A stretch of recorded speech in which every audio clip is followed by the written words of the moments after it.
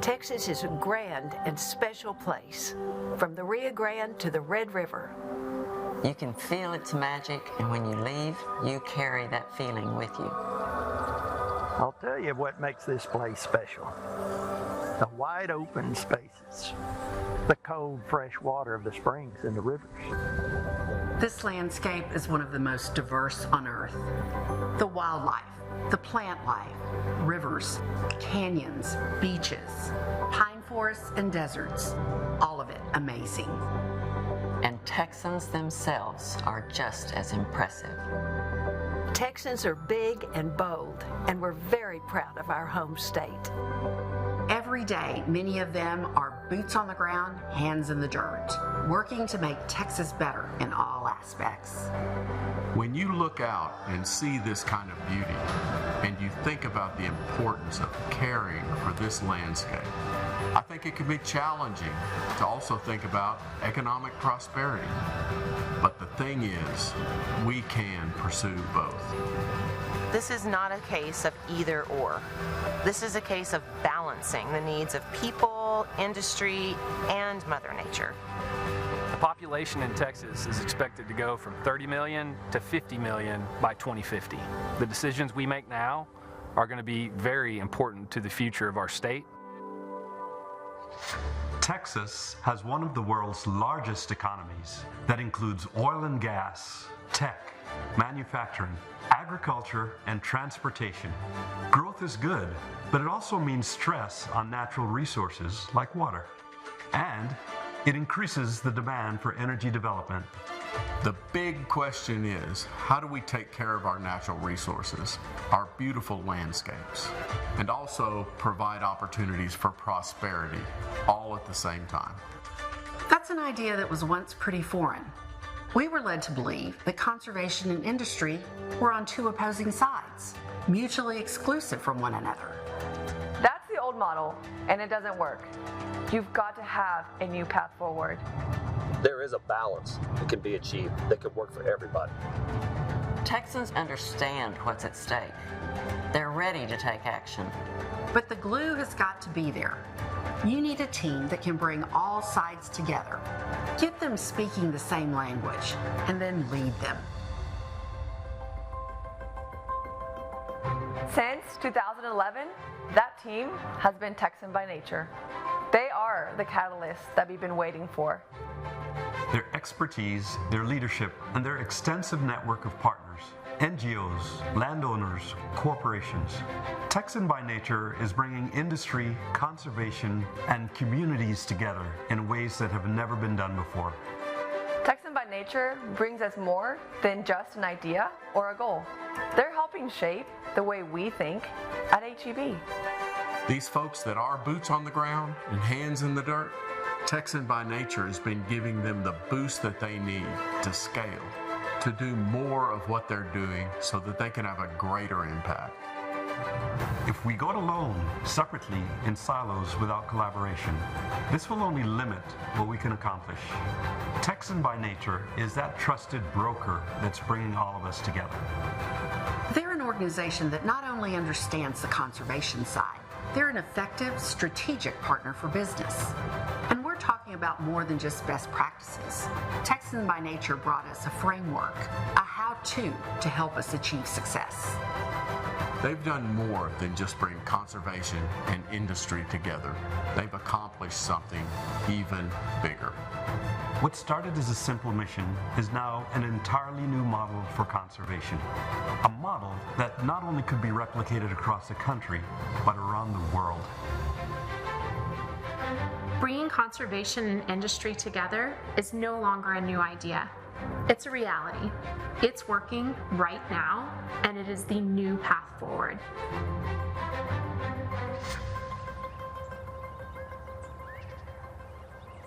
Ladies and gentlemen, please welcome Mrs. Laura Bush.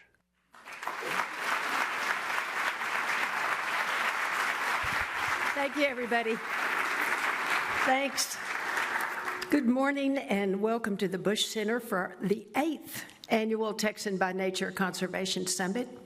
I'm happy to see so many familiar faces, and I'm excited that we have many first-time attendees this year as well.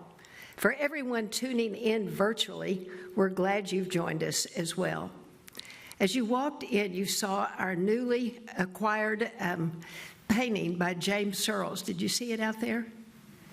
I'd like to thank our generous sponsors and members here for your partnership to help Texan by Nature reach our goal, and that is to have many Texans participate in our conservation and conversation. The James Searles was that wooden piece of art. Did you see it above when you walked in that just came from James Searles? Thank you to our Sustainability Fund leaders, the Stillwater Foundation, Ray and Becky Engel, John Now, HEB, the Friedkin Group, Karen Hickson, Cullen Geiselman, Cynthia Pickett Stevenson, the Kinder Foundation, and Enbridge. Our heartfelt thanks go to the Lyda Hill Philanthropies and the Trace Grace Foundation for their continued support of our partner work, and to HEB and Enbridge for supporting our Conservation Wrangler and Summit initiatives. We have EOG Resources, Phillips 66, my dear friend Dee Dee Rose, and Howard Energy Partners supporting this summit, as well as our Conservation Wrangler program. And finally, I'd like to thank the many silver and bronze sponsors we have today. I'm proud that Texan by Nature is supported by such a diverse and committed population from across the state. And as you see these leaders throughout the day, please join me in thanking them for making our work possible. I'd like to recognize all the Texan by Nature board members who are here, and I'd like you all to stand when I call your name. Joe Crafton, Tina Buford, Robert Horton, Elaine Magruder. Is Elaine here? Yeah. Hey, Elaine. Jay Purvis, Jamie Shy, David Smith, Tamara Trail, and Neil Wilkins. Thank you all very, very much.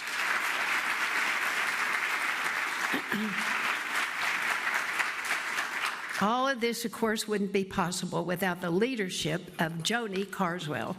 Texan by Nature is what it is today because of her vision and her desire to bring conservation into the hands of every Texan. I admire Joni's work. She makes Texas a better and more beautiful place to call home. So thank you, Joni. Thank you very much for all that you do. We have a great day planned. Throughout the summit, you'll have the opportunity to learn about our 5 conservation wranglers, including Texas Master Naturalists. At lunch, Texas Master Naturalists will release monarch butterflies, and they'll highlight the native plants that habitat that make up to our beautiful 15-acre native Texas park that surrounds the Texas George W. Bush Presidential Center. Our other conservation wranglers include International Crane Foundation, Hart Research Institute's Sink Your Shucks program. Have y'all heard about that one? Rolling Plains Quail Research Ranch, and Wildcat Bluff Nature Center. Be sure to visit the information tables to hear about the great work they're all doing in our state. Today we're going to talk about the alignment of local conservation efforts with global operations, and we're going to hear from leaders who are bringing conservation and business together. In Texas, we believe that conservation is not just the right thing to do, it's a smart business. From the vast deserts and sweeping prairies to the lush national forest and the dynamic Gulf Coast, our state is rich in natural beauty. Whether it's the star-filled skies over Midland or the rushing waters of the Rio Grande, Texas offers endless opportunities to protect and preserve what makes our land unique.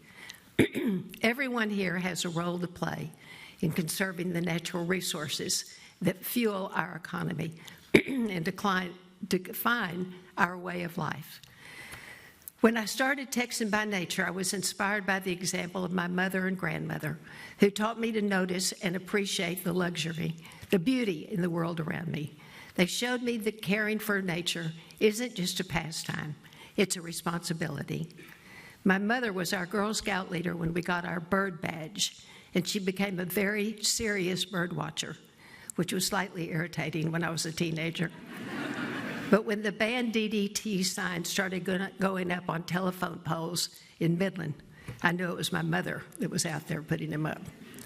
But standing here today and looking around this room, I have to say I'm inspired by all of you. Each of you, through your leadership and advocacy, is proving that conservation has a powerful place in our homes, our businesses, and our future. Together, we have the opportunity to lead, to be an example for organizations, our communities, our kids, and our grandkids. Conservation isn't something we should do on the side. It's something we should do because we care about the future of Texas. So thank you.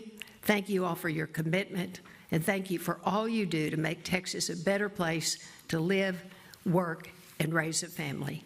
And now I'm happy to introduce our leader of the pack, Texan by Nature CEO, Joni Carswell.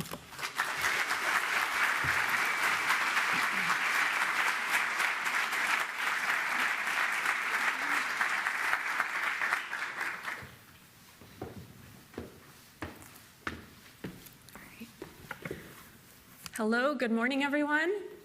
Good morning. Thank you, Mrs. Bush. Thank you so much for continuing to lend your time, your inspiration, your thoughts this morning. Thank you.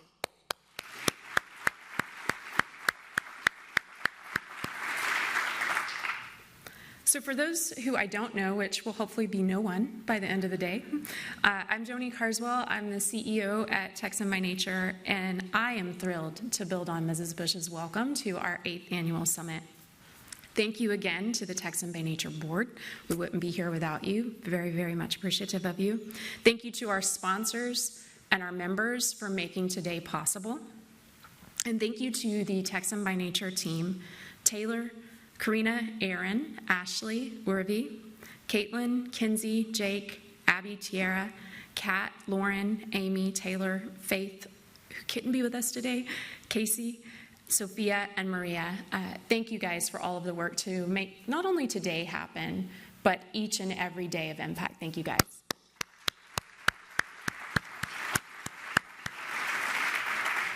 And finally, thank you to our advisory council members. We have a few of you in the audience today: Ed Ferguson, Ana Villarreal, Preston Smith, and Ben Masters. Very much appreciate you as well.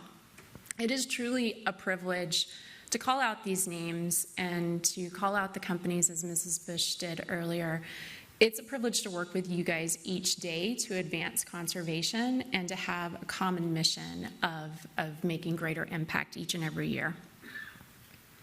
So each year when we come together, really daily, because we get a chance to talk to you guys almost every single day, I'm inspired by the work that's done by the folks who are continually pushing the envelope. I'm delighted to see new partnerships and things that you learn here, that you're taking it away, putting your own spin on it, and continually growing to achieve more. We're advancing conservation in ways here in this room that's shaping the future for the globe. Many of you represent global entities where the things that you're proving out in our 11 ecoregions in Texas are things that you're taking elsewhere as well. So excited by that impact that we're having. This is a truly unique gathering of leaders. We continue to hear it's really the only place where you have so much conservation and industry in one place to talk about how to work together. So as such, I invite you to turn off your devices, or at least put them on silence so that you can really engage today. So it's interesting because each year, like, gosh, how do I start the day this year? Like, we really want the same thing. We want to advance conservation. How do you say that differently? You really don't. Like, we want to advance conservation and we want to work together. But the summit is always a forcing point for thinking about the future and how much has changed in the last 12 months and what we want the next 12 months to look like. And lucky or maybe unlucky if you ask the Texan by Nature staff, it also coincides with our annual strategic planning process. So a lot going on in September, October, But I've shared before, our process is all about asking a lot of questions, continually going back and asking why and what if. So we did that for the summit planning. We do that for our strategic planning. And this year we have changed the format a little bit because we want to drive deeper into actions that we can take home. But in that process of asking the whys and the what ifs, it's, why are we gathered here today? I've asked this group that before. Why are we each uniquely here? And if you think about that, really starting to engage and listen for the answers for why you are here today. Why is this the right group to even be talking about the future of conservation? And then something that we ask ourselves, what if we got our services so right and our actions and our planning so right that we just weren't even needed anymore because we had achieved full mission success? Like, that's the North Star, right? It's a getting out there and pushing and getting it right. And so often when I open or I close the day, I'll share a quote from a leader that we all know, something inspirational about the future. And today I actually want to go in a different direction. I want to share quotes from the Texan by Nature team. As I mentioned, we decided to change the format a bit, and of course, we asked a lot of questions. And so I want to share two today. The first one was, if summit attendees left and did something based on today's summit, what would it be? And so a few of my favorite answers: they would launch a new partnership or initiative based on the information they learned and the people they met. They would talk to their peers and encourage them to think about conservation in a new way, whether that is exposing them to new on-the-ground examples, or new methods for capturing or measuring impact, or a new way of storytelling. They would make a public pledge or declaration around conservation. They would make a commitment that they or their organization will do, and a challenge or an invitation for others to join them and others to follow suit. So pretty big goals for what we want this day to be, right? That's coming directly from the team planning it and living it.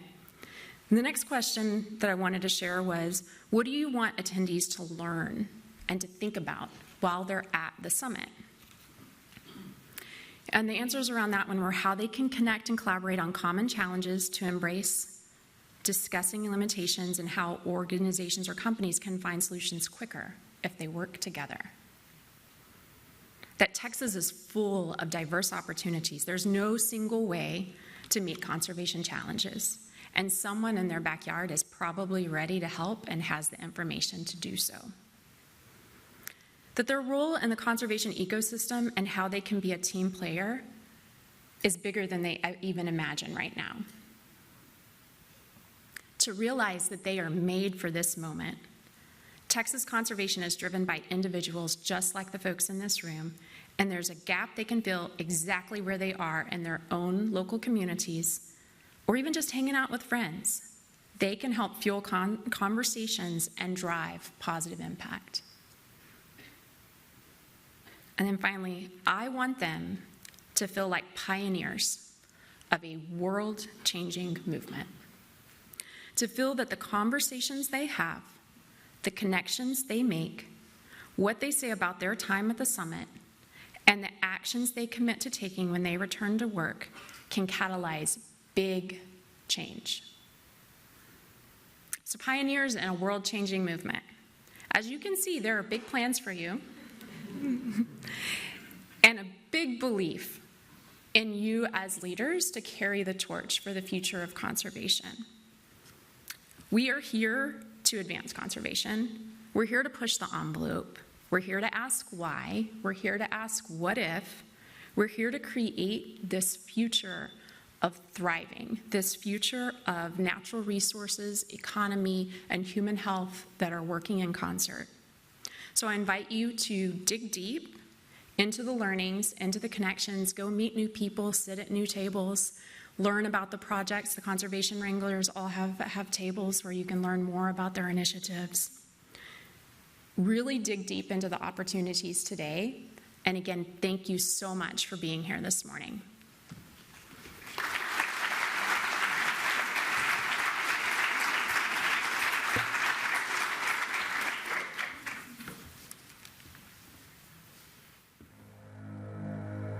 I was raised on this ranch. We've hunted and we fished. We've watched a few coveys of quail coming in. This morning just to watch the sunrise. Nice breeze, nothing better. When the whooping cranes are here, you just could see white all over the ranch. Everywhere you looked was a bird. They're just so big and so graceful the way they fly. They're just amazing. And when you have one of the rarest birds on the continent that comes and visits you every winter, that's pretty darn cool. Whooping cranes live in wetlands and grassland habitats, but we've lost a lot of our natural wetlands. To secure this population long term, we need more birds than we have today. And that means working with landowners, both on the protected lands, but also on private side as well. The last 20 years, this land wasn't like this. To restore the habitat that we have today took a lot of hard work. It took a partnership of a lot of great people to make it happen. When you see all the birds over here, it's just monumental. It's just monumental.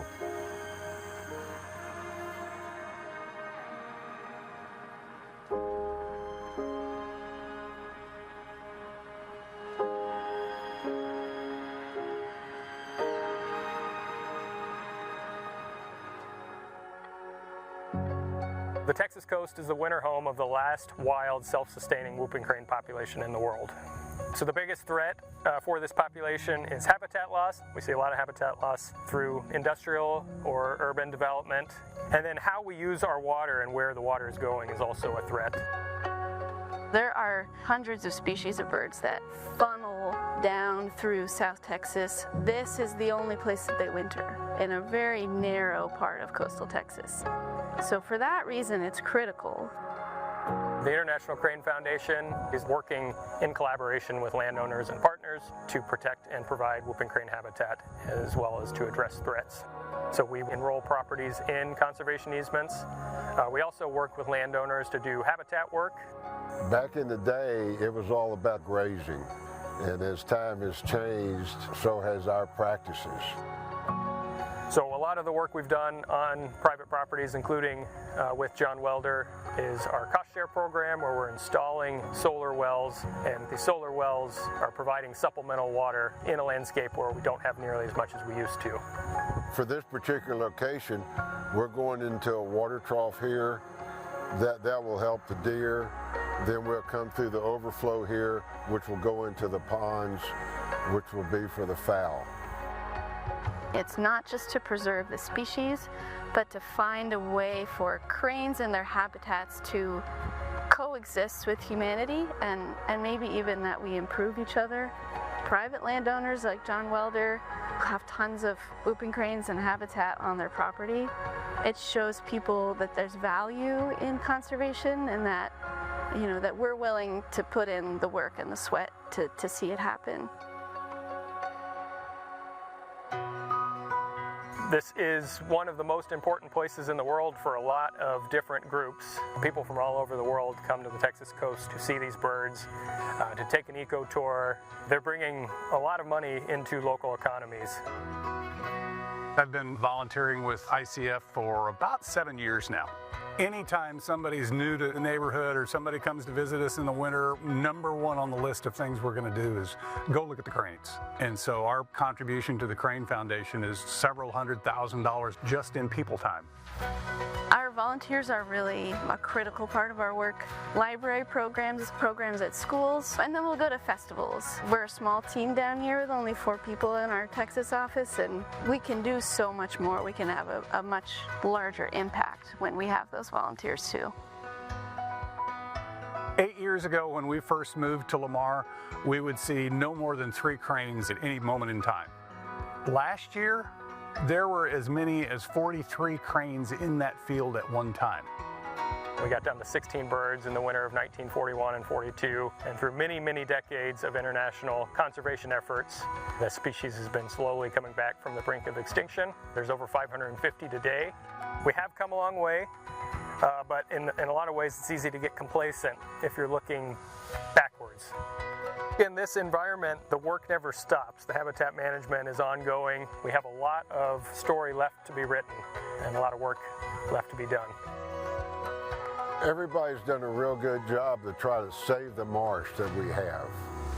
My kids, my grandchildren will be able to come out here and enjoy it. And that's what it's about.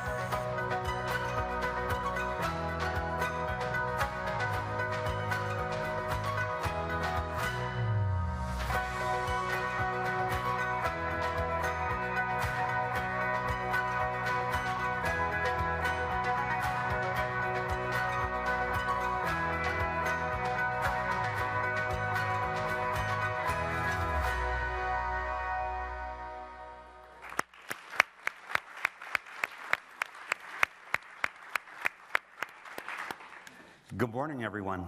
How's everyone doing? Thank you, Mrs. Bush, for setting the tone today, getting our mindsets right for the conversations that are going to follow. Joni, again, also thank you to you. My name is Robert Horton. I serve as the Vice President of Environmental Affairs and Sustainability at Dallas-Fort Worth International Airport. I also have the honor of serving on Texan by Nature's Board of Directors as Secretary. And I have to say this, since joining Texan by Nature's Board, I've never met a group of more passionate individuals who've taught me so much about conservation. I started off thinking I knew a decent amount, but I've learned so much more from that Board of Directors, so thank you for your support. I also am excited to get this conversation started with these esteemed panelists with me. Before I get to them, I'd like to share a little bit of a contrast so that you can compare the best of what these organizations are doing in terms of sustainability and conservation goals, how we set those goals, and then how we make progress towards that. I would be remiss if I didn't acknowledge the team from DFW who's seated in front here, who are the inspiration behind all of the work that we do at Dallas-Fort Worth. Again, when you talk about setting and executing goals, whether it be conservation or sustainability, whatever term you're using, we at DFW see that as central or core to our decision-making process. It's embedded into the way that we make decisions, from the way that we plan, design, build, operate, maintain. A lot of the inspiration started with an ambition, a vision, a strategy, and then making progress, measuring your progress and how we execute. And so just to give a little bit of context on DFW, we serve over 80 million passengers annually. Last year we celebrated 50 years as an airport, and believe it or not, we're the second youngest airport in the United States. We're a city within a city. We have 23% of our campus is still forested, which is very unusual for airports.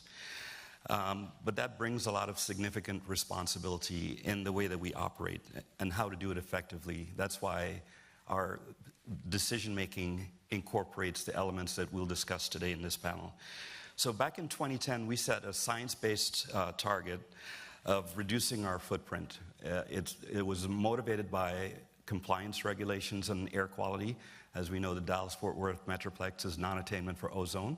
And so we put those targets in place, but we also had bigger ambitions, knowing that the decisions we make today will have implications decades into the future.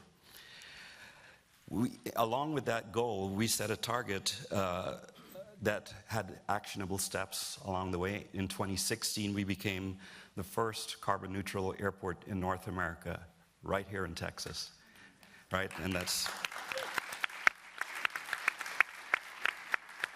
that's taking advantage of the world of opportunities that exist right here within our state. Since then, since 2010, we've reduced our footprint by almost 80%. We couldn't stop there. We had an even more ambitious goal on net zero carbon by 2030. And there are 3 steps that will help us to achieve that goal, and we're still on target for that, believe it or not. We're transitioning our fleets to alternative fuels, including hybrids. We just opened a new electric central utility plant that will give us the ability to grow provide heating and cooling for our new terminal, Terminal F, which you've seen in the news. The first phase of that opens in 27, and the second phase in 29. We're also converting our refrigerants to the 513A, and also looking at reducing losses throughout the systems. So again, as we integrate these thoughts or ideas into our decision-making process, it's not just philanthropic for us. It's about integrating it into every facet of, as I mentioned earlier, the planning cycle, the design, the construction, the operation and maintenance. It's smart business, right? Because we've insulated ourselves by making the pillars on which we make decisions very easy to recognize and align with, from economics to operational efficiency to natural resource impact to community impacts. Just to cover a couple of the things that initiatives along the way that are on our roadmap, we have a zero waste by 2040 commitment that requires 90% diversion of waste to landfill. We're in the early stages of that, and we have a long way to go, but some of the progress we've made, we have a food composting operation that in this last year collected over 1 million pounds of food waste from the concessionaires throughout the airport. We also have, for the past several years, diverted more than 90% of construction waste, and that goes back into the construction process. Again, we see the airport as an asset for the community we serve, and we support their growth by growing in a responsible manner.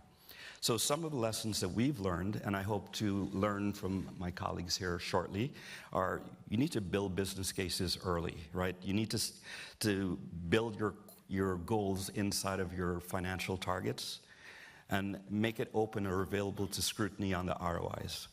You also have to define metrics in a clear and concise manner for all of the stakeholders who you engage with. And then you have to collaborate. I can't emphasize how much collaboration has helped us to get to where we are and is the only way we'll achieve those long-term goals. So again, I'm excited to learn from my colleagues here. And joining us, we have Audrey Templeton. She's the Enterprise Risk Manager at Molson Coors Beverage Company. And Urvi Dani, she's a Senior Partnership Manager and Texas Water Action Collaborative Facilitator at Texan by Nature. So first, I'll hand it over to you, Audrey. Great, thank you. And I'm planning on giving a little overview, and there the slide magically popped up for you. Let's see. Okay, I was told to be patient. It's all good. So, thank you. Wonderful to be here today, and I just want to tell you a little bit about Molson Coors. The little map up there, those are all of our brewing locations and corporate locations around the world. So 2 corporate offices, one in Chicago and one in the UK. And then the yellow dots, you can see the one right there in Texas, too.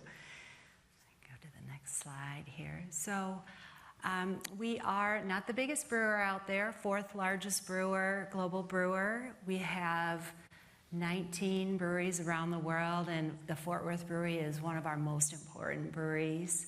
Lots of employees, lots of brands that maybe you've heard of, the Miller products, the Coors products, some of our international products. And, you know, really our mantra is really just kind of bringing people together over a beer. And I love, for me, like bringing people together over a beer to talk about water is just magical too. So as I mentioned, our brewery in Texas is celebrating 50 years this year of brewing one of our most popular brands, Miller Lite. I know you have probably many others, happens to be one of my personal favorites. Some exciting things about our Fort Worth brewery, very much in line with what you were talking about the airport, although on a much smaller scale. We do have 100% renewable electricity used at the brewery. We have a contract with a large wind farm nearby, and so it's in the same grid, in the same hub. Also, our facility does use some biogas that we generate right on site from a anaerobic wastewater treatment facility, and then we use that in our boiler to help make the steam to make our products. And it accounts for about 10% of the natural gas usage on site. And then another thing that the employees have worked really hard at over the years is to have a landfill-free facility. So the waste from the brewery does not fill up landfills around this area. We have a very robust recycling program and different types of schemes for taking back materials and the like. So all of that does take effort and work and engagement from our employees. So again, I'm focusing primarily here on water. It's a huge passion of mine. If you contrast that first map that had the pretty yellow dots and a lot of blue, when we look at Molson Coors, and this is those darker dots, maybe a little harder to see, are where our breweries are in North America. And you can see a couple of them that are in areas that are red, so areas that have extremely high water risk. And strangely enough, some of those dots that are in red are even sitting right on a Great Lake. So what's going on there? Those are areas that you can't always assume that just because there's a lot of water there, that there isn't water risk too. So one of the things that we definitely want to make sure we understand is what are the risks related to water around all of our manufacturing locations. For sure, we do focus very heavily on increasing the water efficiency at our breweries. For the Fort Worth brewery, they have it right in their this is their their logo, what they think about every day. They don't want to have any safety or quality incidents, but right up top there, they want to achieve a 2.4 hectoliter per hectoliter water ratio. And what that means is for every 2.4, or for every barrel of beer that we make, think of a keg, it's going to take 2.4 kegs of water to make that beer, because some of it's lost in evaporation. We do a lot of cleaning and sanitizing, so you think, why do you need so much extra water? But it's actually will be one of the lowest water ratios that we have globally, and we believe we need to continue to invest in our brewery to make sure that we're as streamlined as possible. But we also want to make sure we're partnering with other stakeholders, and I think that's kind of where this whole group is, our lovely nexus here, and especially in areas where there's high water risk or we're prone to drought. And I'm going to talk a little bit about that shortly. And then a third area that we actually spend a lot of time with is we have a group of agronomists, and we work directly with our barley farmers to encourage adoption of practices that help them reduce their water usage too. But it's really not so much about reducing the usage, but building resiliency, because a lot of our barley is grown, just like you see those red areas right around the brewery, those are also areas that are prone to stress and drought. So Fort Worth, it's in the Trinity River Basin. We know how important this basin is to Texas, the state of Texas.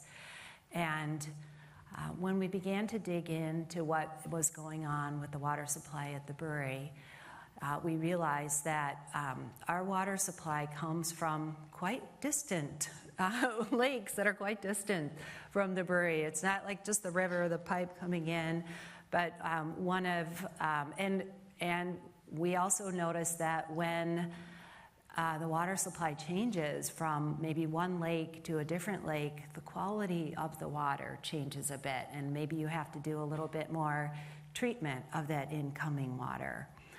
And so we began to learn more about, not only water availability, but some of the other challenges in the watershed, and recognize that some of these lakes have the streams that feed those lakes have challenges, and the water that's going into those streams is running across lands that are privately held, so owned by many different ranchers or entities.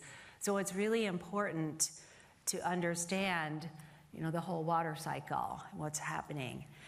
And we began to partner with a number of stakeholders. We started in about 2012, and the initial partnership was around a tagline, water as a crop. And this isn't about growing crops that use less water. It's about how can you grow water on your land. This is definitely a benefit for ranchers. Their cattle are grazing, and what are the cattle eating? It's really important that the cattle are eating healthy grasses that are native and drought resistant, are much more resilient. The cattle become more resilient. There's less runoff. When it rains, it pours, right? Oftentimes. And I had the benefit in 2012 of going to one of the ranches, and you could see there had been a huge rain, and part of this rancher's land was forever lost because the gully had washed out. And where is that going? It's going right into the waterway, which is going right into the lake, the reservoir, which we are trying to use to hold the water supply, right? So are there things you can do to discourage runoff, which cause siltation, turbidity, all types of potential other problems in the reservoir? So what we've done since 2012 is, we started with kind of a smaller group, the Water as a Crop project, but we moved to a larger partnership in conjunction with the National Resource Conservation Service. And our funds, Molson Coors provides funds to help ranchers voluntarily adopt practices on their land. And there's a very specific methodology that is used to determine for the practices that are implemented how much water is saved. Or in our term, we call it water restored. And we did set a goal as a company to restore 3.6 billion gallons of water in our water-stressed watersheds. So those included California at that time, as well as Colorado and Texas. And I'm happy to say that since 2012, we've restored over 2 billion gallons to the Richland Chambers watershed through these initiatives and our partnerships. And we do use a third party to quantify these benefits. But beyond that water restoration goal is some of the other things that just watching the crane video really brings to light. When you do good things to your land, so many other areas benefit. And so, for instance, there used to be not so many quail that would be in that area, and now a lot of quail use this as a habitat too. That wasn't an intention, but it's a kind of a side benefit, as well as just to mention that when you go and look at that same area where the creek's running through, all the sides have vegetation. There isn't a lot of soil that's being lost. The rancher's land is intact. And then again, the side benefits of the ranchers having to feed their cattle less, maybe use less in terms of nutrients. Their input costs are lower. One rancher I met with, he doesn't feed his cattle anything other than what is grown on the land, and it's really an amazing story. So how did we get from 2012 to 2025? I kind of reflected on what we've done at Molson Coors, And it is, as you mentioned, so important to connect the risk or the opportunity to the company strategy. And, you know, one of our strategic pillars at Molson Coors is to improve the communities in which we have our operations. And so this is definitely in line with that. But if we think long term, we would like to continue brewing our beer in Fort Worth for at least another 50 plus years, right? Let's be long-sighted here. And how are we all going to make sure that that can happen? It's really important to have a cross-functional team. We're looking at taking our projects related to water risk management across the globe, and you need to have buy-in from maybe from quality, from lots of other, I'm hearing the bell, okay. Anyway, the cross-functional team is really important. So I think we'll get into some more of these as we go, and I'm going to pass this on to Irvi. Thanks. Thank you. Good morning, everybody.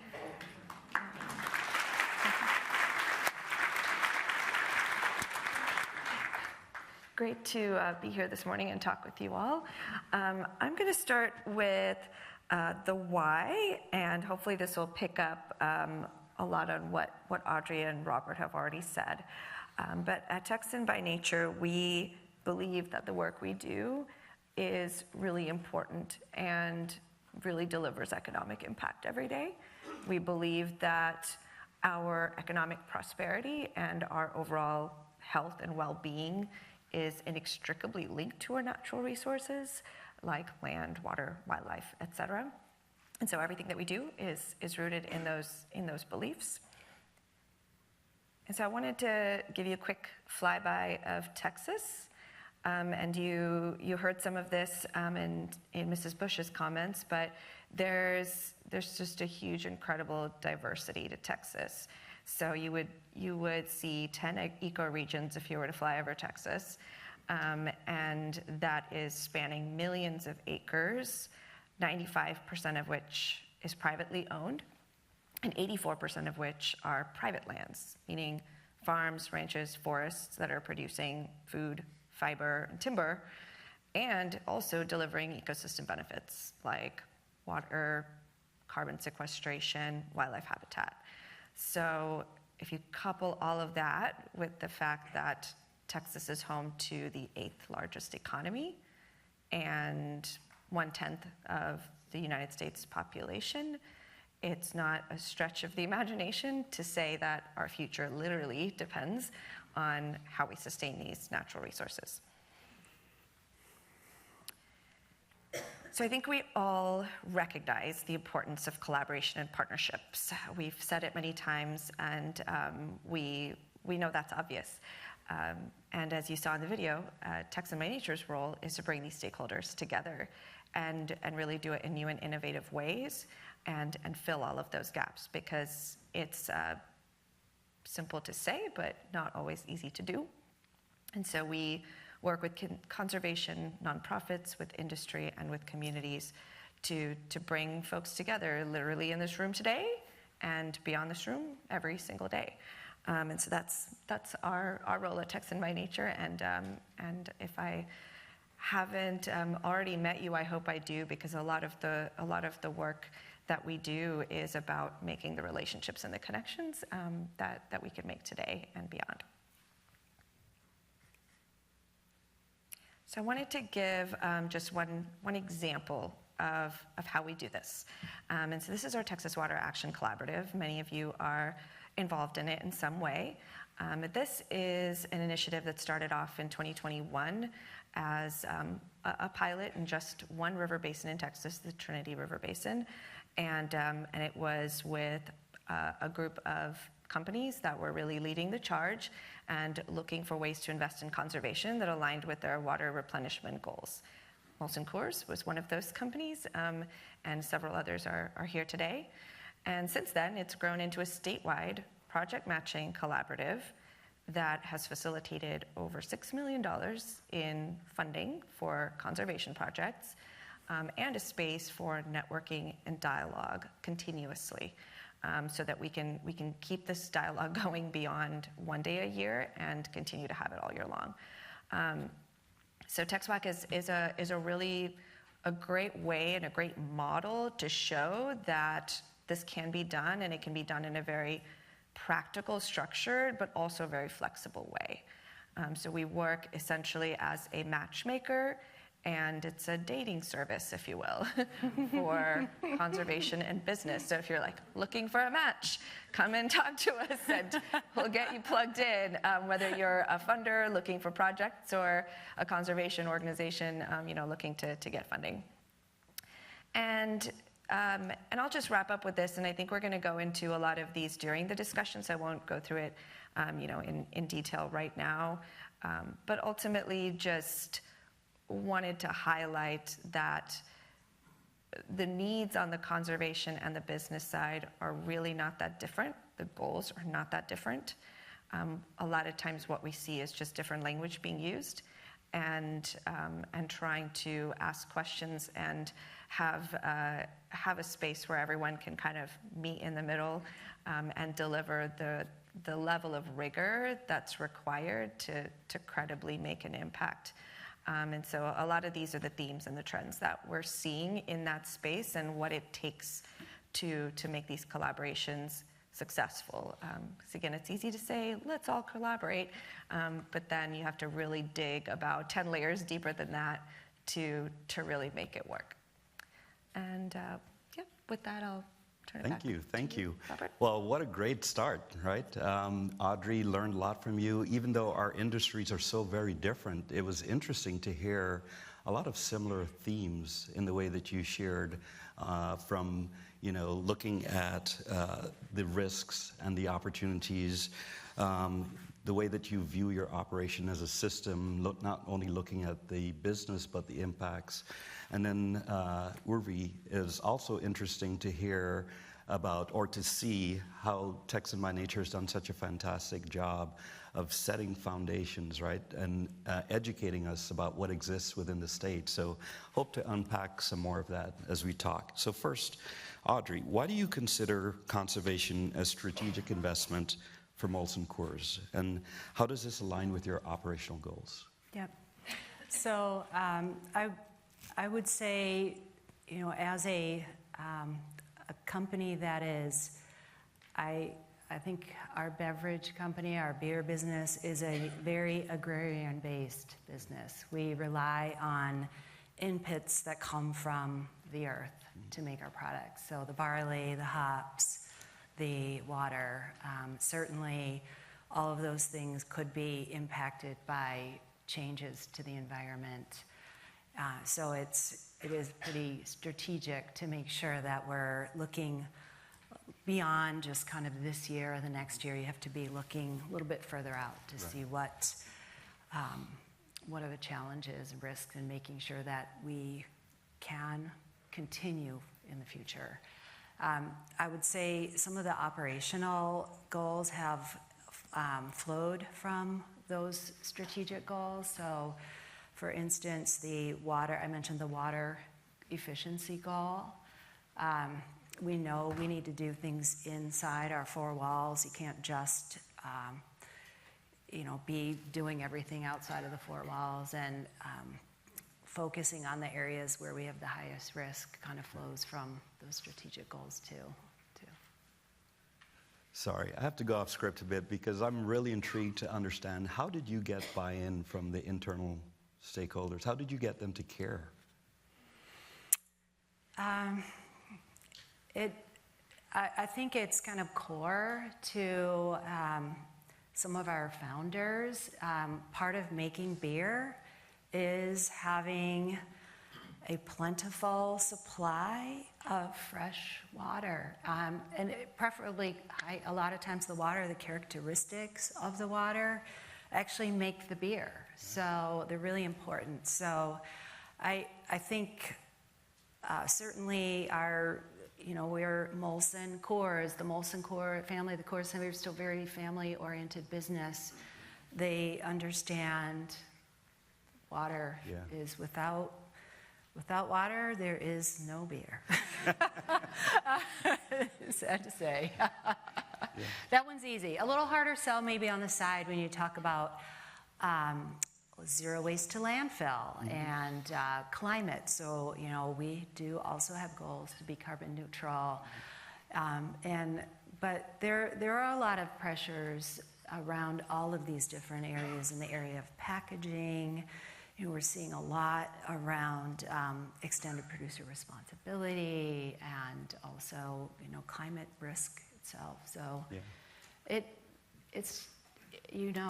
can be a challenging, it's a longer conversation than like, oh, if you do this, you'll sell more beer, right?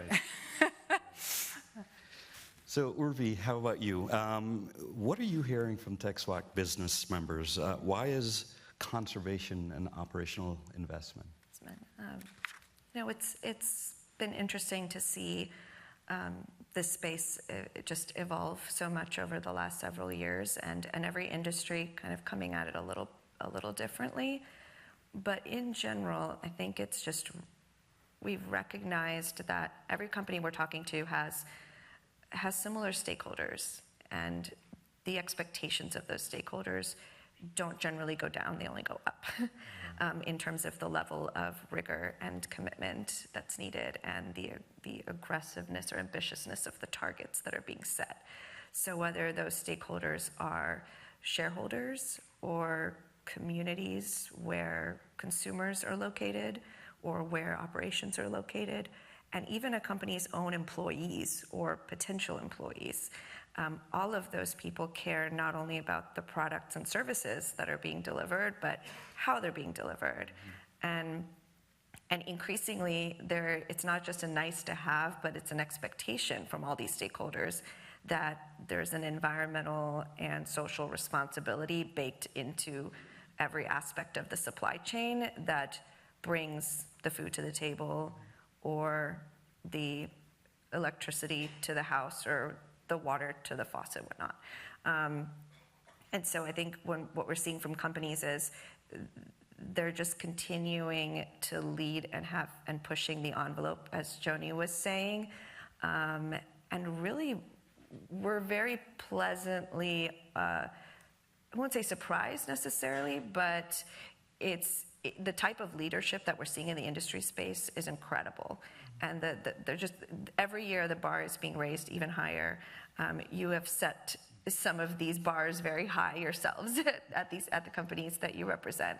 And that drives the rest of the industry forward as well. So we're seeing a lot of companies that want to work together and collaborate, but they're also looking around at what others are doing and learning from that and wanting to meet that same standard as well. Yeah, I think when I think of our journey, we set ambitious goals not just to be put on a pedestal, but because we truly believe that there are serious issues that need serious considerations. And so you have to set meaningful targets to address those consequences. As a follow-up, you mentioned the work with TexWAC. What excites you the most of what you've learned from dealing with the various members? With TexWAC, or just across the landscape of stakeholders? I think it's, just speaking to both the conservation and the business side, maybe a little bit separately, but on the conservation side, it's just constantly inspiring to see the incredible work that's taking place. Our conservation partners are doing work that nobody else would be doing if they were not doing it. And they're doing it because it's just the right thing to do. Right. And that is just like every day I can have a conversation with any of our partners is a great day for me. So it's a dream job in that way. And all I can hope is that we can do our part to support and uplift that. On the business side, it's equally incredible to see, again, the commitment to the types of goals and the types of targets that are being set, and just the respect for what the conservation NGOs are doing once that awareness is there on both sides. Because a lot of conversations we're having is, we had no idea that these organizations existed and were doing what they do in our backyard from where we operate every day. So there's, and once they are aware of it and are curious and learn and understand that, they are hugely appreciative and respectful of it. And then it's very quickly moves to, how can we support that? Right. So it's a very, very positive collaborative space to be working in. It is not in any way an us and them. It is very, very much, all the conversations that we're having through TexWAC and outside of TexWAC is very much about how do we move forward together, because we each bring something to the table that we humankind need. So let's figure out how to work together. And it's just lots and lots of connecting dots all the time, which is great, fascinating. Yeah. Well, that leads to the next question, which I'll ask of both of you, starting with you, Audrey. What are the biggest barriers to integrating conservation opportunities into a sustainability strategy and making conservation more of an operational value versus philanthropic? And, how have you overcome these barriers? Because I think a lot of the folk here can learn from your experiences as well. For one of the things that I would say is I feel like it's just complicated. Like it's kind of hard to explain to somebody why it's so important that, we're in Fort Worth, but, we have a project that we're supporting, and I think it's a couple-hour drive down to Navarro, Ellis County it's a long drive. Texas is a big state. So, and how does that work create more benefit than potentially investing the same money inside your own four walls? We had this conversation just yesterday. We were refreshing our watershed risk assessment. And I'm like, if you look at the numbers, it is really important that you have data. So, when I looked at 2 billion gallons of water, sure, we could invest in water efficiency in our brewery, but it would take a lot of efficiency to get to 2 billion. The goal initially was to basically offset our entire production. So, if we produce, we've probably produced 2 billion gallons of beer in that same time frame. So you're sort of, and I don't gonna say we're neutral, but it's kind of like, how can you sort of neutralize your impact? And that would be very difficult by hiring a consultant to come in and maybe tweak this and that, and then it could end up not sustaining it, so it's a little more complicated discussion, but you have to be able to tell the story. Right. and have the data, or at least the plan for the data. The other thing that I think is helpful is to have a goal that isn't something that we're going to do this year, but it's, we're looking at multiple years. So that gives the opportunity to have, well, maybe you did have kind of a bad year, it didn't rain that much or whatever. It gives you a little bit of a cushion to end up achieving that big dream that you have. Right. So. And Audrey, you hit on a note when you spoke about storytelling. I have to say, a plug for Texan by Nature. We've learned so much about how to tell your story the right way and in an impactful way from the folk at Texan by Nature. So thank you, Joni and team. Orby, how about you? The question was on the biggest barriers to integrating conservation and how have you overcome? I think part of it is bridging, again, that gap around the expectations and the rigor that's needed. So from an industry perspective, there's a huge reputational risk that needs to be managed, and that means that any investments that are made have to be backed by that data, by those metrics, and has to be completely defensible and watertight, pun intended. And so a lot of conservation organizations, because they're doing it because it's the right thing to do, haven't necessarily developed the capacity, skills, expertise, data within their staff and within the limitations of their resources to be able to meet that standard of rigor. So I think that's actually, I would actually call that, in a way, it's a barrier on the conservation side, but it's actually a barrier on the industry side, because that's where the demand is for that level of rigor and data. And so just having a good, rich conversation about that up front, early in a partnership development conversation, so that that's very transparent, I think that helps reduce that barrier in a way. Because the barrier is the company's coming to the table with, I need X million gallons of water replenished in this exact watershed to meet my target by this year, and it needs to be quantified upfront, it needs to be measured after the project, it needs to be verified by a third party, and it needs to be reported to me every year. It's a lot. And Yeah. and then that's a lot for any organization to meet that level of standard when they haven't historically had the resources to do that. And really, corporations are quite a unique stakeholder in that level of demand. A lot of conservation organizations are used to getting funding from family foundations, from grants, from state and federal sources, and yes, there's obviously an expectation of rigor there, but it is not that, usually. And so I think that's actually the biggest barrier on the industry side, is recognizing that it's going to take investment, not just in the project and the dirt moving on the ground, but it's going to take investment on top of that to equip your partners with the resources, the skills, the data, and everything that's needed to fully meet your standard. Right. That makes sense. So interestingly, you both mentioned a topic that's near and dear to me on data, right? Because we have an inside joke at the airport that it's such a data-rich environment.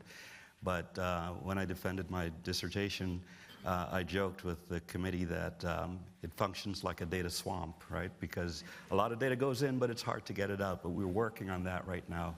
So with organizations that have large amounts of data, and you mentioned the analysis of data, what have you learned about how organizations are treating that data? What tools are they using to interpret that data and convert it into information that others can act on? Are you using any unique tools? We are not.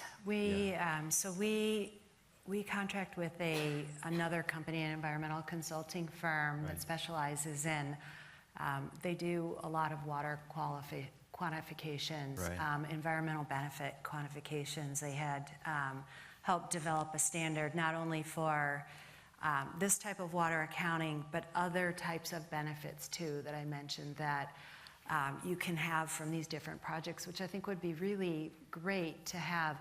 Oh yeah, this is the water, but these are the other, great things that are happening also. Because sometimes I think that even tells a better story, too. But no, they're using like kind of I'm just going to say, if you're an engineer like I am, it's kind of like a ASTM standard for quantifying these things. We don't personally do that, but we hire them to do that work, and they're gathering information from the Soil and Water Conservation District and coming up with the calculations for us. Any tools that you've heard about that interest you, pique your curiosity? I think it's so the methods that Audrey's talking about are fairly consistent with what we see, which is there are some industry standards. Generally, companies we're speaking with can throw out the standards, and most NGOs we're speaking with have never heard of that standard. Again, because that's not the standard that other stakeholders that they've maybe worked with before. If they've worked with companies before, and yes, we have conservation NGO partners that have worked long enough and extensively enough with industry that they are very familiar with those standards. But generally, that's probably the minority rather than the majority of them. And so the methods that are needed are out there. It's that third-party space that is where it gets a little bit complicated, and it's a little bit of okay, but who's going to fill that gap? And we a lot of what we do at Texan by Nature, hopefully, is to help guide and steer some of those conversations, provide the resources that's needed. I have sent that volumetric water benefit accounting guide over and over again to so many people, and it's finding all of the resources, but then knowing what's the right fit for your project can be a little bit complicated. But I'll give one example that was a successful method and framework. We, through Texan by Nature, worked with the Texas Longleaf team, one of our nonprofit partners and previous conservation wrangler projects, to do East Texas reforestation projects of longleaf pine. And several corporate funders have come behind that, and that project is about to start on a third project. And what's made that method model successful is it's got all of those pieces. And it takes about 5 different parties to make up all those pieces of the pie. So there's an organization that's on the ground doing outreach with landowners. That's Texas Longleaf team. There is an organization that has the expertise to install soil monitoring equipment, do all of the data collection and analysis, and in a defensible way. And that's an environmental consultant and a professor in academia that's doing that. And then there's the convening role that Texan by Nature plays to help get a system and a model in place that's replicable and have the right communication and marketing happening across all of the parties and meeting the reporting requirements of the corporate funders. And there's another entity, Bonneville Environmental Foundation, that helped bring a group of corporate funders together to TexWAC and to Texan by Nature to do this. So it's a successful model that is now being replicated a third time, but it's because there was a framework in place for how the measuring and the monitoring and the reporting of the benefits was going to be done. That was all built into the budget up front to make sure that it meets the standards of the corporate funders. And there is a process in place to then continue to report those benefits. And those are great projects because it's essentially a one-time investment, but trees are literally the gift that keeps on giving. Mm-hmm. Once you put them in the ground, and they just keep giving. And so companies are seeing the success, and some of those companies have come back and are doing more of it, more acreage. So it's just there are great examples like that we hope that others can learn from, and that's partly why the storytelling is important. It's not just about, hey, look at us, we're awesome. It's also about sharing those learnings with others so that others are not reinventing the wheel. It's like, okay, so maybe I can find a third party to do this, and maybe I can find someone in academia to do this, and maybe I can just put the pieces together and make it work. Thank you. Audrey, you've worked with NRCS on landowner initiatives model for water replenishment for years. How has your strategy evolved, and what are the biggest lessons you learned in setting goals and KPI, key performance indicators? Right. So I would say, once we started working with NRCS, we have not changed our strategy. I mean, we have a long-term goal. It's a really great partnership. It's very, I'm going to say for us, it's so easy. I mean, the hardest part is just with our own accounting to get the money to them. That's the biggest hurdle. And then for me, really just continuing to engage with the landowners and continuing to learn from them and help them spread their message. How can we get more people to do this? So I would say our strategy really has not changed. Mm-hmm. We are, our goal, our replenishment goal is comes to an end here in 2025.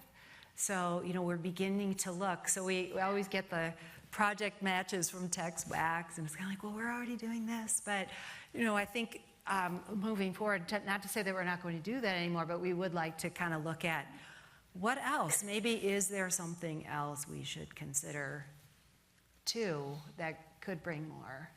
So we'll see what happens Right. with that. But So have you learned any lessons from that project that you've been able to transfer into larger strategic? We have. So definitely we, from working here in Texas, we began working in California and helped to work with, and actually found that it was kind of a predecessor of the Texas Water Action Collaborative, a California Water Action Collaborative. Like, how can we work with other stakeholders? And in addition, in Colorado. So we've been able to transfer some of the learnings. And in Colorado, working with the Nature Conservancy, and we're working on, again, that seems like really kind of far removed from our brewery, but we're actually working on wildfire prevention efforts, which make a huge benefit in the watershed. So, but it's a little bit hard to kind of explain, and I would meet with like new hires and tell them a little bit about what we're doing around sustainability, and you're like, we're doing this for water. And they're kind of like, okay, yeah, we get it. But yeah, making sure you can transfer learnings is really good. Ruby started to introduce the concept of frameworks. Are there any frameworks that you're using? Our guiding framework that we've looked at is, for our organization, was the Alliance for Water Stewardship. So we did achieve certification at our Milwaukee brewery. We decided it was a little bit too onerous there's so much data required there, but we try to use the elements of that framework to kind of guide our principles around water. Good. How about you, Ruby? Are you seeing other frameworks or strategies working successfully in other industries? I think the other common framework we see, of course, is the UN Sustainability Development Goals and the alignment of goals and targets, with those as well, because that's a pretty comprehensive list that covers everything from environmental responsibility, social responsibility, food security. So for any conservation project or for any corporation funding a conservation project, it's not a hard stretch to link to many of the Sustainable Development Goals. So that's a framework that we've seen, and one that we use in our own return on conservation work, where we use that as a framework and quantify the benefits of projects relative to those in a way that can be used to, again, articulate that impact and do it with economic values and in a way that can very easily align with those UN SDG goals. So that's another framework we've seen work. I'm glad you mentioned return on conservation. Just out of curiosity, can I see by show of hands, how many of you are familiar with Texan by Nature's return on conservation framework? Wow, that's good. That's good. We've learned a lot from that. We've leveraged it at the airport, and we're very excited to see those types of frameworks being put into practice. Audrey, going back to you again, how do you evaluate conservation opportunities and their alignment with your operations? Any recommendations you have? Yeah, I mean, obviously there are a couple of things that come to mind. One is we are still looking at implementing in areas where we have water stress. So, do we see water savings from the project? Also, water quality benefits are another thing, even though we're not quantifying those with our projects. It's really important, I think, that you try to understand. I mean, quality, water availability, water quality are really important to our company.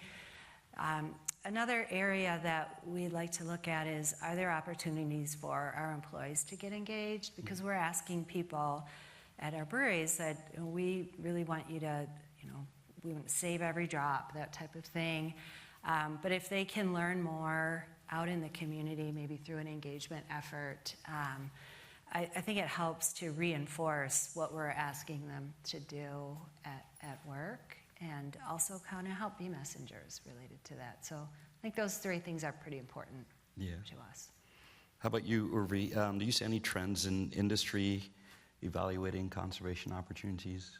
I think the most common trend or request when we talk with our business members is generally things like shovel-ready projects that are on the ground, conservation impact, that are going to, again, that can estimate, measure, monitor, and verify, and quantify the benefits. And that's kind of the biggest trend on the industry side, and usually with a few other criteria around potentially geography, budget, timeline, things like that.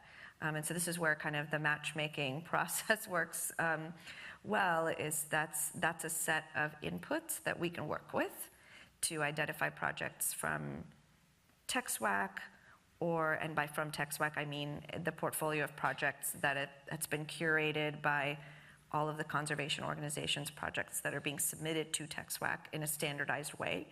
So we can tap into that, and then we also have a partner network of 200 or so NGOs across Texas, and that we're constantly trying to keep a pulse on with what they're doing, and can tap into that as well. So generally that's the trend we're seeing, but then there's always a few nuances. The target may be different, the geography may be different, whatnot.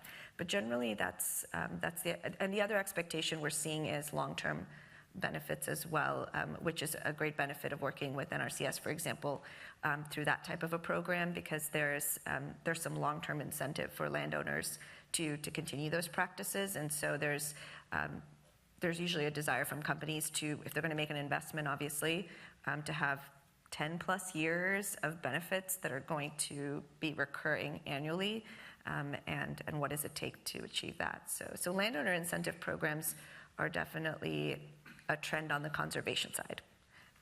A lot of our partners that we work with, given that Texas is 95% privately owned, a lot of conservation work is happening on private lands that landowners have and own. And I'm embarrassed to admit I didn't fully appreciate that the landowners, majority of landowners, are also not necessarily financially in a position to make these investments on their own. And so these types of programs that NRCS and lots of other organizations have are really important. And so that's kind of a trend on the conservation side, working with private landowners. And so the example that Molson Coors has is a great marriage of those two. Yeah. So you guys caused me to think a little bit. Maybe there's a different example I was going to share from DFW that we learned a lot about. Conservation in a different application than you may think. So we were looking at aircraft operations, looking at all of the aircraft that came in and out of DFW Airport in the fiscal year 2023. And we analyzed them based on the engines, the fuel burn from their auxiliary power units. And every gate at the airport has gate electrification systems where you can plug into ground power, and also preconditioned air systems. And the analysis showed that if all of the pilots who park their aircraft at the gates for 2 hours or less were to just voluntarily plug in, they could reduce about 14 million gallons per year in fuel burn, which translated to about almost $40 million in savings, right, to the airlines. From a local air quality perspective, it was 300 metric tons of NOx, oxides of nitrogen, which is a significant contribution. Further, we actually share that framework with the Texas Commission on Environmental Quality, and they said if you can quantify those savings, we can get credit for our voluntary reduction efforts, right, which has financial implications. I see our time is running out, so I have one final question for each of you.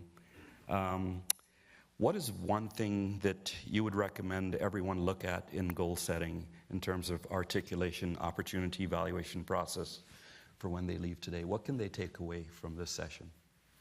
Yeah.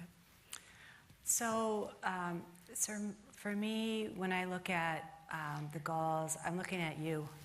I really think that engaging with stakeholders is the number one, the most important thing that we can do, because whether it's our neighbors in Fort Worth who value water highly because it's really important to their business, whether it's the ideas and energy that come from the different projects that are available.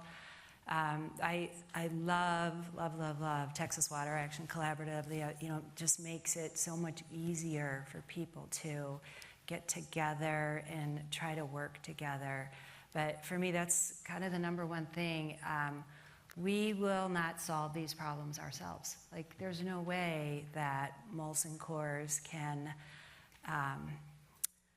fix the water, the highly stressed watershed or the turbidity issues or that type of thing.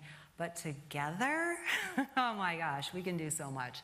So when we met yesterday at the brewery, kind of looking at, well, who are our key stakeholders? Let's start with them. But then you kind of cast the net a little bit wider and figure out, who we can work with, how we can work with them to actually do more than we could by ourselves. So that's mine. So Urvi, I know you've worked with such a diverse set of stakeholders. So what are your thoughts on things? They represent different parts. They're at different stages of their journey. So what would you share? So in terms of goal setting, one on the, perhaps more on the conservation side, is setting goals that are aligned realistically with the capacity that the organization has. That is, again, we have a lot of passionate people working in our conservation NGO partners organizations, and there's always more to be done than there are resources to do. So thinking about capacity and prioritizing to where those goals are achievable, whether it's just pacing it out over time, biting off small enough pieces to make progress incrementally, but just really thinking through that is important. The other is diversifying funding sources and revenues, because just like we all try to do with our personal finances, like having a diverse portfolio of investments on the business side is important, and having a diverse set of revenues as well on the conservation side is important. So we've all seen recently that state and federal funding has been unreliable and uncertain, and a lot of our partners are hurting and having to cut programs because of that. So when you talk about goal setting on the corporate side, it's a little different in the sense that you're working with a scale of resources and budget typically that enables a lot more optionality and prioritization, and conservation NGOs don't always have that luxury, and they don't have years and years of savings in the bank to cover their costs when state and federal funding falls through. So they're having to cut programs and limit their impact in line with that. So I think that's a huge area where we're seeing conservation organizations having to set goals that really account for some unreliability potentially in funding sources, and where corporate funders can hopefully really help step up and fill that gap. And so we hope to see that companies are also considering goals from a business perspective. I think that's the key point that we've been trying to hone in on with this whole discussion, is how do you make the business case? And that's not just for conservation organizations. It's very important. And it's also for industries to really hone in on what makes good business sense for us. What's our supply chain? What natural resources are we depending on? And what do our consumers and stakeholders expect? And how do we invest outside our fence? So setting goals not only for the inside the fence operational efficiencies, which have a little bit more degree of control, but setting goals outside the fence as well. So on the industry side, I think that's what we'd like to see as well. So trying to hit on both a little bit there. But. Yeah. So in closing, I really appreciated the conversations leading up to today and also today's discussion, but some key points in goal setting. You need to start with a clear baseline. You need to know where you are and why it's important to take action. Set measurable time-bound goals, because those metrics matter to your stakeholders to see if you're making progress. Align sustainability or conservation initiatives with operations and cost. That makes sense. I heard this a lot throughout today's conversation. Collaborate, collaborate, collaborate. and then report and adjust. Keep those goals defensible and data-driven. And so our call to action to all of you here today is really about the best conservation and sustainability goals don't sit on a shelf. They drive performance, resilience, and impact, right? So we encourage all of you to consider going beyond compliance or public relations when thinking about conservation. The real opportunity and competitive advantage comes when you align all of those goals with operations performance and, most importantly, purpose. So we encourage you to build on the examples that you've heard today and be open to sharing your feedback with us so we can learn from you as well. Thank you all. Thank you. And thank you.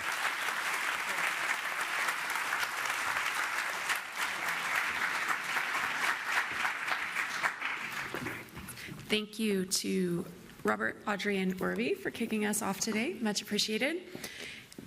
So a couple of things to note that are changes this year if you've been here before. You'll see a couple of QR codes around today. There are resources that have been curated for you to use after the summit that align with each of these discussions. If you want to revisit a conversation, there will be a link to a video of the dialogue as well, but framework, strategies, examples you'll find on those resources. So there's the QR code, and then you'll see it around as well. So take a look for that.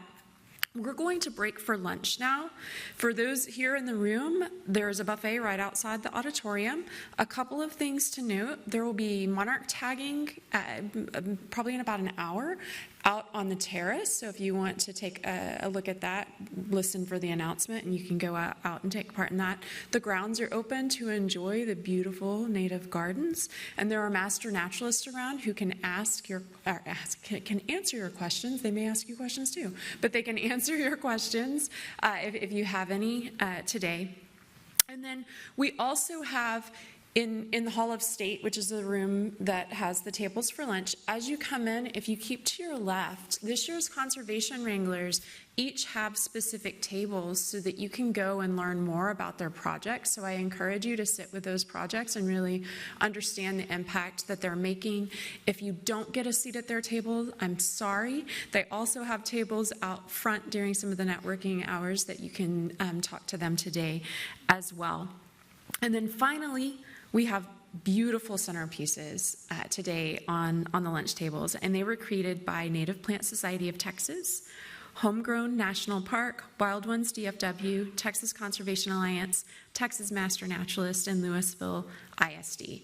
So speaking of collaboration, they put together amazing centerpieces. You can learn more. There's QR code to learn more about what you're looking at, which are our native plants there on the table. And I think there's a little exercise. You guys can share birthdays and decide who gets to take it home. So enjoy lunch.